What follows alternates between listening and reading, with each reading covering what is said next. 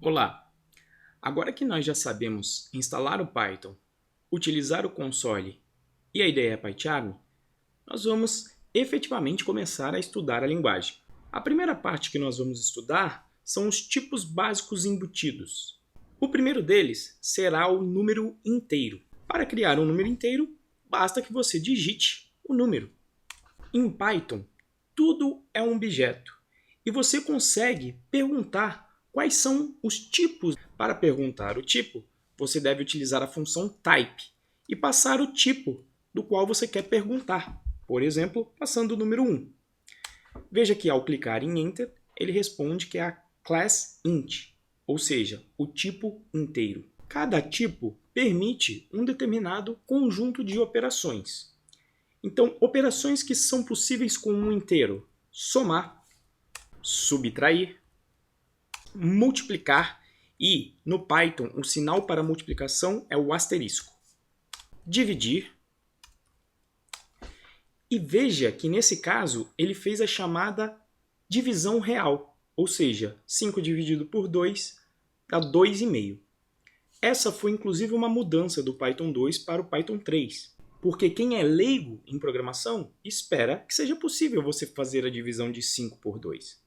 Se você quiser fazer a chamada divisão inteira, onde você vai apenas pegar o quociente inteiro da divisão, você deve utilizar duas barras. Veja que nesse caso ele vai me responder 2. Existe também a função para você calcular o resto da divisão, ou seja, o resto da divisão de 5 por 2 é 1. Existe também a exponenciação, onde em algumas linguagens é utilizado o acento circunflexo, mas no Python são utilizados dois asteriscos para fazer exponenciação, ou seja, 2 elevado a 3 é igual a 8. Cabe ressaltar que o Python é uma linguagem de alto nível. Em algumas outras linguagens, o número inteiro é limitado de acordo com a notação binária.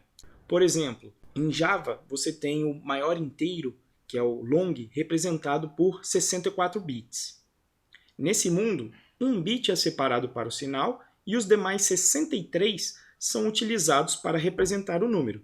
Nesse caso, o maior número, o limite máximo para o número inteiro, seria 2 elevado a 63, menos 1, porque aí você tem que considerar o zero também, nesse caso como um dos números positivos, mas seria esse número aí. Contudo, Python é realmente uma linguagem de alto nível.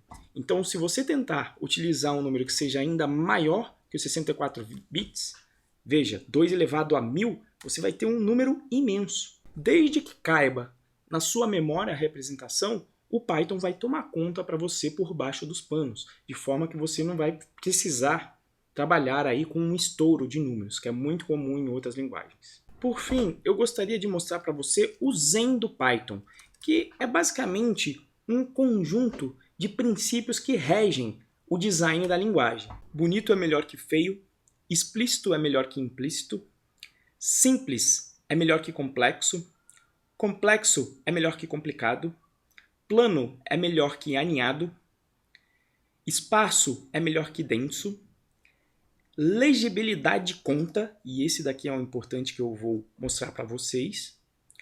Casos especiais não são especiais o suficiente para quebrar as regras, embora praticidade é mais importante que pureza.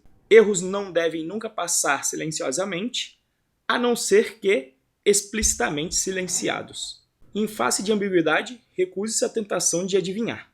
Deveria existir uma, e preferencialmente só uma, forma de fazer isso. Embora essa forma possa não ser óbvia de início, a não ser que você seja holandês. Agora é melhor do que nunca, embora nunca é frequentemente melhor que exatamente agora, ou o famoso urgente. Se a implementação é difícil de explicar, a ideia é ruim. Se a implementação é fácil de explicar, talvez seja uma boa ideia.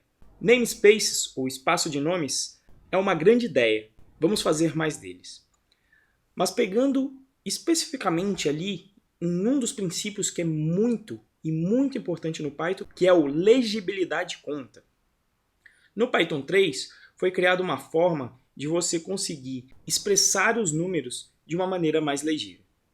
Por exemplo, se eu colocar aqui o número 1000, você ainda consegue ler muito bem. Agora, se eu colocar o número 1 milhão, o ser humano já tem dificuldade de ler isso, de ver quantos zeros tem ali. Então, no Python 3, é possível você declarar o tipo inteiro colocando underscores nos separadores de milhar. Veja que assim fica mais fácil de identificar que esse número se trata de 1 milhão. Veja que quando eu executo, é exatamente o número inteiro 1 milhão. Mas quando você for escrever o seu código, você pode escrever os seus números dessa maneira para ficar mais fácil, para que um ser humano possa lê-lo. E assim nós terminamos a primeira aula sobre os tipos de Python, abordando o tipo inteiro.